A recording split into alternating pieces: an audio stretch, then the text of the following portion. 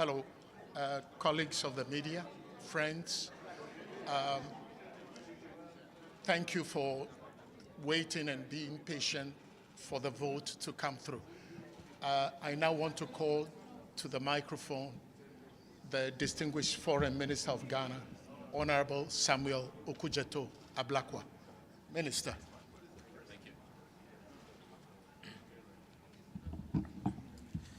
Well, thank you very much, our friends from the media.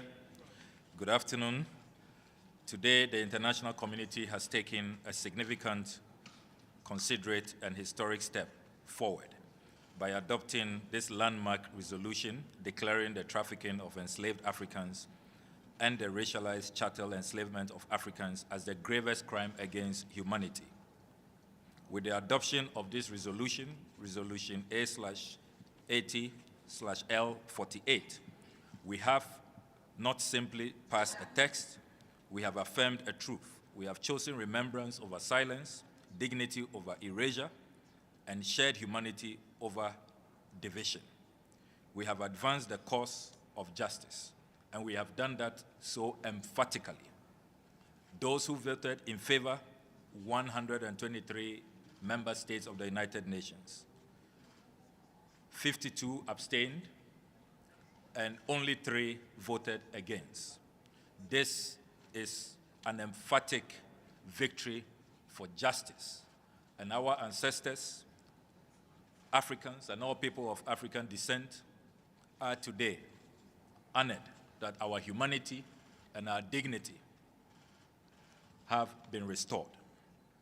Let me, on behalf of the African Group, express our profound appreciation to all member states who supported this resolution. We wish to thank those who engaged in its consideration in a spirit of dialogue, reflection, and good faith. We acknowledge that views differed during this process, and we note the positions taken by delegations that were not in a position to support the resolution at this time. The adoption of this text is not an arrival at a destination, but rather a major step in our ongoing journey and collective conversation for reparatory justice. We remain committed to continued engagement with all member states in the shared spirit of cooperation. Yesterday, His Excellency, the President of the Republic of Ghana, who initiated this landmark resolution, talked about the importance of language, how it shapes our understanding of the past and our vision for the future. Today, through this resolution, the world has spoken with clarity and truth. We have affirmed that the trafficking of enslaved Africans and their racialized chattel enslavement is the gravest crime against humanity, a crime whose scale, structure, and enduring consequences demand recognition at the highest level of our shared global conscience so that we can move forward in healing and in preventing such a crime from ever happening again. This resolution is not about apportioning blame across generations or nations. It is not about reopening old wounds. It is about ensuring that those wounds are neither forgotten nor denied. It is about creating space for truth, for education, and for a more honest global conversation that allows us to move forward together with greater understanding. History, as we know, is rarely simple. It is layered, it is complex, and at times uncomfortable. This resolution does not deny that complexity. It does not ignore the many dimensions of historical experience. Rather, it recognizes that even within complexity, there are moments in history that stand apart, moments defined by their scale, their systemization, and their impact on humanity. To acknowledge this is not to diminish any other history. It is to deepen our collective moral awareness. What we have achieved today helps all of us in our renewed commitment to remembrance so that future generations inherit truth, not silence, to education so that history is taught with honesty and integrity, to dialogue so that differences in perspective become opportunities for understanding, and to cooperation so that we address the enduring legacies of history in ways that unite rather than divide. The resolution also opens the door for continued global engagement on reparatory justice, not as a narrow or transactional concept, but as a broader framework for healing, restoration, and partnership. It also calls for further actions within our respective states. We therefore urge every member state to consider carefully the actions it must take to ensure inclusive and good faith dialogue on reparatory justice. The work of justice does not end with remembrance. The racialized systems that adversely shaped our world must yield to a system that does not distinguish between our common humanity, and which seeks for the interests of all peoples in a fair, just, and equitable manner. Let me conclude with this reflection. We cannot change history, but we can change how we remember it. And in doing so, we can change what we carry forward. Today, the world has chosen to remember with purpose, justice, and equity. Let that purpose guide us toward a future that is more just, more inclusive, and more profoundly human. I would like to thank our negotiating team, staff of the Ministry of Foreign Affairs, the staff of our mission in New York, in Geneva, and in Addis Ababa. And I would like to thank especially our President, His Excellency John Dramani Mahama, for his vision, his dynamism, his effectiveness, which the UN Secretary General acknowledged today in their bilateral engagement, and for his humanity. His guidance has been absolutely phenomenal in bringing us to this historic moment. Ghana, Africa, and all people of African descent, and indeed all people of the world with good conscience, will eternally be grateful to President Mahama for his leadership at this defining hour in global history. I thank you very much for your indulgence, and I shall now take your questions.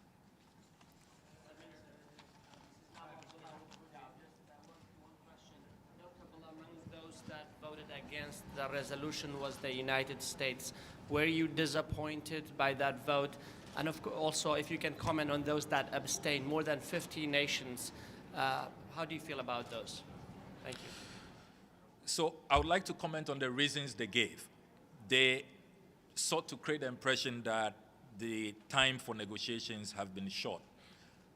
The President of Ghana served notice last year in September when he delivered his address at the 80th session of the General Assembly. Immediately thereafter, we put together a broad-based coalition, including experts, academics, researchers, historians from all regions of the world, and we commenced negotiations. In the history of the United Nations, this has been a resolution that has gone through so many rounds of consultations. And even the duration for this consultation, each consultation, the standard practice at the UN is that it takes 1.5 hours. We allocated 3 hours, twice the time, and had multiple rounds of negotiations. So there are some that to us, it is clear that even if we gave them 50 years, they would say that the time is not enough. But we can no longer wait. September, we will be commemorating 100 years since the last slavery was abolished. 100 years. And yet there has been no justice. A whole century. So we cannot keep waiting for those who do not want to reckon, who do not want to come to the table with urgency and with acknowledgement that this is a matter that can no longer be swept under the carpet. So we disagree with the notion that there was no time for negotiations. Secondly, the claim they have made that we are seeking to create a hierarchy of crimes. We have stated clearly that it is not about hierarchy. We are only speaking to a historical fact. Never in the history of mankind have we had such a systemic crime. We took over 3 centuries, more than 300 years, with its consequences still lingering unto this day, manifesting in racism, in structural inequality. So we are talking about the contextual framing of what has happened, not about ranking crimes. And we made that very clear. So we are clear in our minds that some are just deliberately stonewalling and introducing red herring. But what is fundamental, which nobody can deny, is that more than 12.5 million people were forcibly removed from the continent.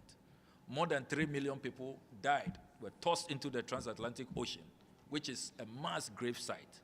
And in our country, Ghana, we are currently, UNESCO has certified that, the country with the highest number of slave forts and castles. We are living witnesses on a daily basis when we go into those castles and forts and we see the door of no return. We break down. My daughter Indiva, on an excursion only last week, broke down and asked me, "Daddy, what did we do wrong?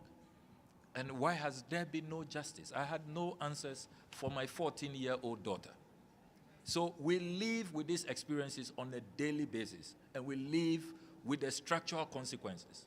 And that is what this is about. All those other matters about ranking, about time, about more space for negotiations, we believe that they are just red herrings, and it is not a demonstration of good faith so far as the pursuit of justice in this matter is concerned. Minister, one of the key reasons raised by the United States for which reason they are abstaining is the lack of clarity on who is the recipient of the reparatory justice. What is your response to that? That is surprising because we have, in this resolution, talked about frameworks which will put in place that will take care of the consequences. We all know that the consequences of the transatlantic slave trade has been the lack of opportunity, discrimination, the degradation of people of color. So we have said, let's have frameworks that will serve as endowment funds to support education, to support empowerment, to support skills training, capital for entrepreneurs, and all of that. And we have made clear that African leaders or Caribbean leaders are not looking for money. It goes against our conscience to seek to profit from this. We don't want any payments made to us directly. We are talking about courses to deal with the structural inequalities.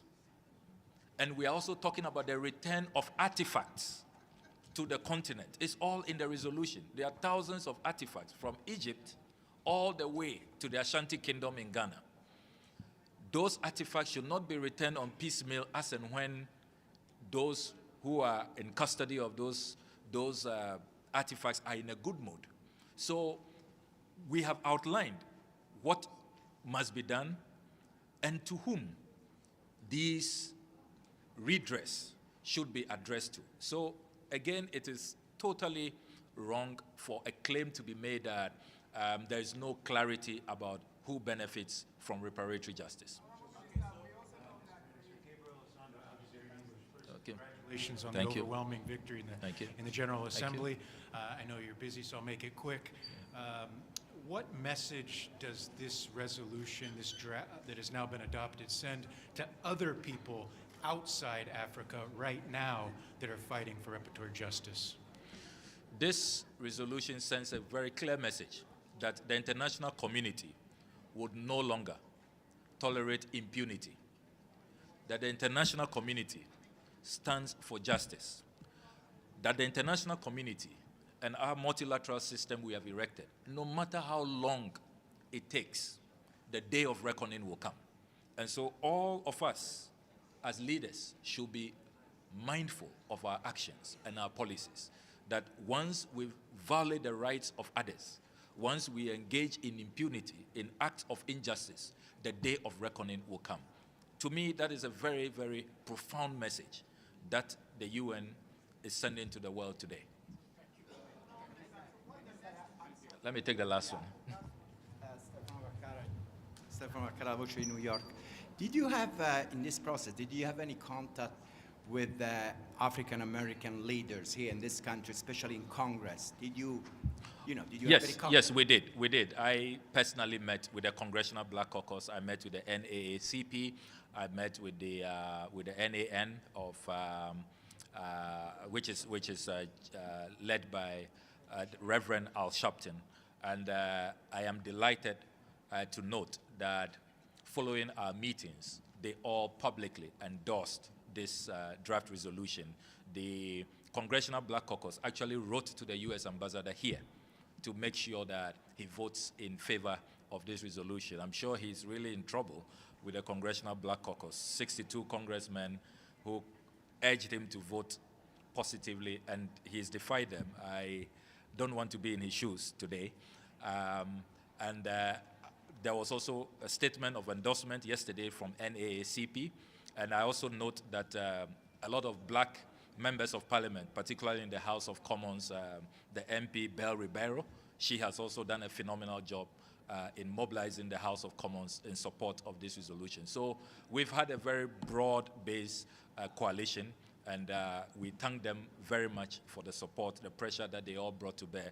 That is what has culminated in this victory. So it's a collective victory, and collectively we must all take credit for this victory. Thank you very much. Thank you. Thank you. We'll have more opportunities to interact. Thank you. Have a great day.